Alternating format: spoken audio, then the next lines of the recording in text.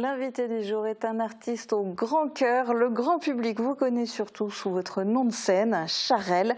Mais derrière le chanteur, je voudrais qu'on s'intéresse aujourd'hui à l'homme, Charles Tritz, président fondateur de l'association Agir Ensemble. C'était en 2001. Quel a été l'élément déclencheur?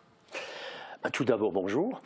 Et l'élément déclencheur était suite au décès de mon beau-frère qui avait un cancer du sein. Parce que ça arrive aussi aux hommes, bien entendu. Et je me suis dit, vu qu'il devait toujours aller prendre sa chimio sur Strasbourg, je suis allé à l'hôpital. Et puis, il a fait sa chimio à Sarreguemines. Pour pouvoir lancer les choses. Et alors, au fil des années, Agir Ensemble s'est développé. Mais quel est le but de l'association ? Le but de l'association, c'est d'acheter du matériel pour les gens atteints d'un cancer de l'hôpital Robert Pax. À savoir qu'on ne remet jamais d'argent, c'est moi-même qui achète ce qu'ils ont besoin. Donc vous leur demandez de quoi ils ont besoin et vous achetez. Le but, c'est que, contrairement au cas, à ce qu'avait vécu votre beau-frère, d'avoir à partir loin, l'idée c'est que de plus en plus, les patients atteints d'un cancer puissent se faire soigner ici, c'est ça ? Voilà, c'est ça, oui. Alors, vous avez déjà financé beaucoup de matériel médical au fil des ans. Pour quel montant au total ? Écoutez, je ne sais pas exactement, mais je sais qu'on est au-dessus des 400 000 euros. Au-dessus des 400 000 euros.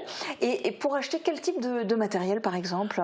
Ça peut être des lits, ça peut être beaucoup de choses, hein, des tensiomètres, un peu de tout. Là, maintenant, on se bat, on fait des soirées justement pour acheter une machine pour le cancer de la prostate. Donc à chaque fois des besoins différents. Et alors, pour réunir ces fonds, vous organisez plusieurs événements dans l'année, et il y a notamment un marché aux puces. Le marché aux puces, on ne le fait plus en ce moment parce que la météo n'est plus avec nous depuis 3 ans, elle n'est plus avec nous. Mais par contre, on fait des soirées, on a fait dernièrement un concert journey. Oui, alors justement, parce que chaque année, on vous entend interpréter les plus grands tubes de Johnny. Ça, c'est une recette qui marche ? C'est une recette qui marche très bien, oui. Comment vous les choisissez, vos chansons ? En fait, c'est suivant l'envie. Suivant l'envie, disons, aujourd'hui j'ai envie de chanter ça. Après, il faut quand même un programme pour une soirée, parce qu'on ne fait pas loin d'une trentaine de chansons en live. Oui, on n'est pas en playback, on n'est pas non. Et réinterprété. Et puis sinon, l'énorme événement annuel, c'est la grande soirée de gala et de solidarité. La prochaine édition, c'est ce samedi à 20h à l'hôtel de ville de Sarreguemines. Et les billets sont d'ailleurs en vente, en pré-vente à l'office de tourisme Sarreguemines Confluence. Alors quel va être le programme samedi soir ? Alors on a un très beau programme cette année, de nouveau. On a Pipo et Dudut. Ce sont des humoristes qui viennent tous les ans pour faire des blagues. On a M. Occidents qui vient de Greifswald. C'est un groupe de danse. Ils font toujours... je ne vais pas tout dévoiler parce qu'il faut laisser un peu au public, vous voyez. Mais ça va être très très beau. Hein. Ils ont monté un spectacle, ça va être très très beau. Il y a les Diluviennes qui viennent de Strasbourg. Ce sont des danseuses pro, un peu cabaret comme ça. C'est la première fois qu'ils viennent, j'ai fait appel à elles et puis ils viennent aussi.